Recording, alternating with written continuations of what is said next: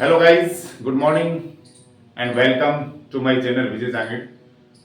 दोस्तों, पिछले वीडियो में मैंने जेरेंड और प्रेजेंट पार्टिसिपल में जो की डिफरेंस है, या मैं कहूं कि प्रेजेंट पार्टिसिपल और जेरेंड को वाक्यों में कैसे पहचाना जाता है के बारे में विस्तार से बताया था। इस वीडियो में मैं आपको एक छोटी सी क्विज प्रश्न उत्तरी के माध्यम से इस कॉन्सेप्ट को थोड़ा और क्लियर करने जा रहा हूं। तो चलिए देखते हैं इनमें क्या की डिफरेंसेस है और इनको कैसे पहचानते हैं। दिए हुए वाक्य में आईएनजी शब्द को हम क्या नाम देंगे, जेरेंड देंगे या प्रेजेंट पार्टिसिपल। तो चलिए जानते हैं। दोस्तों, ये सेंटेंस लिखा हुआ है एक, इसमें ये नाउन है और नाउन से पहले आईएनजी शब्द लगा हुआ है। तो ये आईएनजी शब्द जेरेंड है या पार्टिसिपल है, चलिए ये देखते हैं।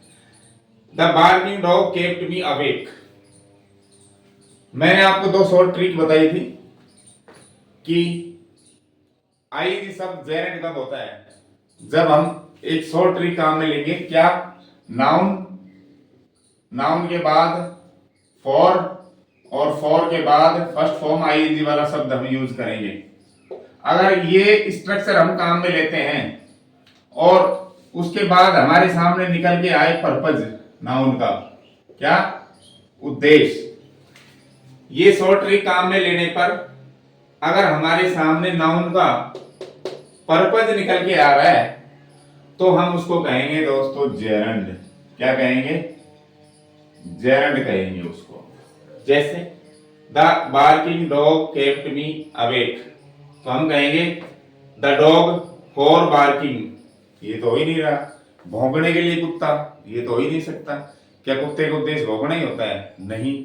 तो क्या करें? दूसरी जो स्ट्रक्चर है वो हम देखते हैं।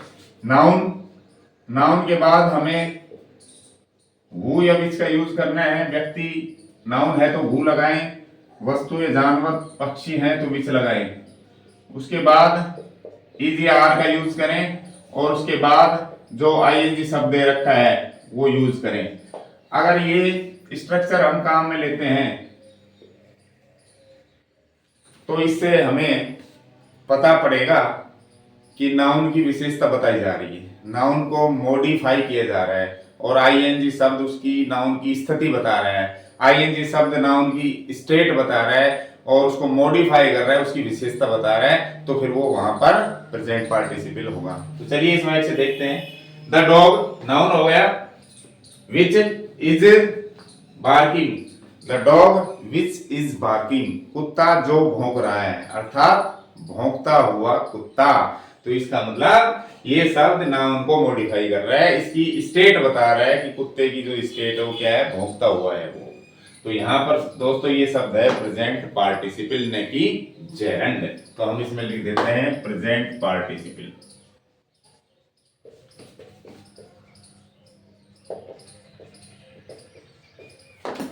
अगला देखिए, he bought new walking shoes, उसने नए वॉकिंग शूज खरीदे। तो ये नाउन हो गई। अब ये जेरेंड है, ये पार्टिसिपल है, देखते हैं। Noun the shoes, for ING शब्द वॉकिंग, द नाउन मतलब शूज फॉर वॉकिंग, अर्थात घूमने के लिए जूते। यानी जूतों का उद्देश्य क्या हुआ? घूमना।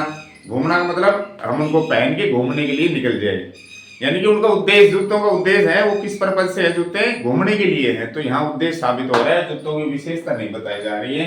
तो दोस्तों यहाँ पर वॉकिंग क्या है? जेरेंड। जेरेंड। अगला है watch out for the rolling stones. Watch out for the rolling stones. मैंने कहा था प्रीपोजिशन के बाद अगर ऑब्जेक्ट के रूप में आईएनजी शब्द है तो वो जेरेंड होता है, लेकिन इसमें प्रीपोजिशन के बाद दी और आर्टिकल लगा हुआ है, और दी आर्टिकल या तो सुपरलेटिव डिग्री में लगता है या किसी नाउन फ्रेज से पहले लग जाता है, और नाउन फ्रेज है तो उससे पहले जो शब्द है फिर वो उसको मॉडिफाई कर रहा होता है। तो ये भी बात जाहिर सी है कि यहाँ ये विशेषण का काम कर रहा है, तो प्रेजेंट पार्टिसिपल है। या हम इस तरीके से देखते हैं इसको। The stones which are rolling, पत्थर जो रोलिंग कर रहे हैं, लुढ़क रहे हैं, तो पत्थरों की विशेषता, पत्थरों की स्टेट बताई जा रही है दोस्तों। तो यहाँ पर ये प्रेजेंट पार्टिसिपल है, ये नाउन है। Present participle. अगला देखो दोस्तों, ये एक सुंदर स्विमिंग पूल है। पूल क्या है? नाउन है। स्विमिंग क्या है? देखते हैं। द पूल फॉर स्विमिंग, यानी तालाब किसके लिए? तैरने के लिए। Very good. तो तालाब का उद्देश्य क्या है? तैरने के लिए बनाया हुआ तालाब। ये तो कह नहीं सकते तैरता हुआ तालाब, तालाब की विशेषता तो बता ही नहीं रहे हम, बल्कि तालाब का उद्देश्य बता रहे हैं कि तालाब का उद्देश्य क्या है, क्यों बनाया गया है? स्विमिंग के लिए। तो दोस्तों यहाँ पर स्विमिंग क्या है? जेरेंड है।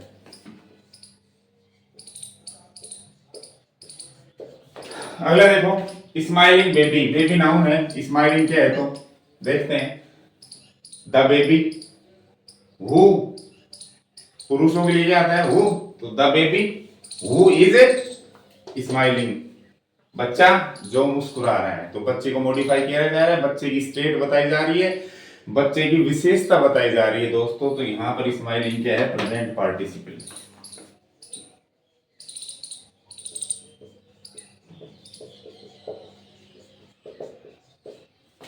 अगला है सी हैड स्लीपिंग बैग, उसके पास स्लीपिंग बैग था। अब ये तो कह नहीं सकते कि सोया हुआ या सोता हुआ बैग, बैग तो सोता ही नहीं है। तो द बैग फॉर स्लीपिंग हो सकता है कि बैग किसके लिए? उद्देश्य के लिए, सोने के उद्देश्य के लिए, यानी सोने के लिए बैग हो गया।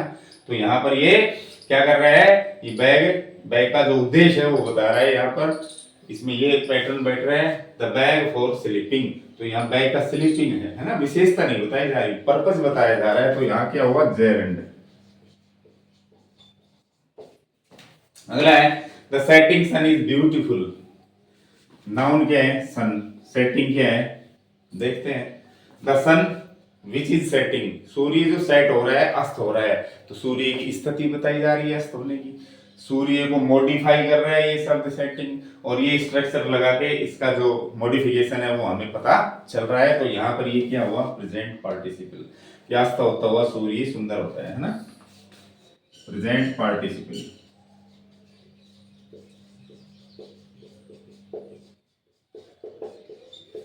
Next, they are sitting on a dining table. Dining table, भोजन करती हुई मेज। ये तो हो नहीं सकती, मेज भोजन थोड़ी करेगी। तो द टेबल फॉर डाइनिंग हो सकती है कि भोजन करने के लिए टेबल है, जो उद्देश्य है टेबल का वो क्या है? उस पर बैठ के हम भोजन करें। तो यहां पर क्या है? ये पर्पस बता रहा है, ये नाउन है। तो ये क्या हो गया? जेरेंड हो गया।